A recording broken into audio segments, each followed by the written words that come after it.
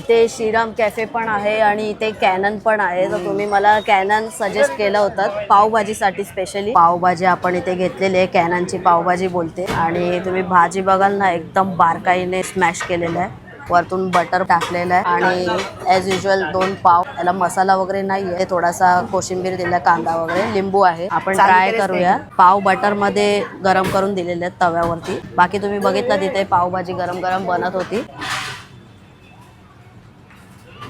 थोडी अशीच पण खाऊन बघूया. ठीक ठीक वाटते मला अशी पावभाजी. अशी एवढी टेस्टी नाही वाटत आहे, म्हणजे अशी.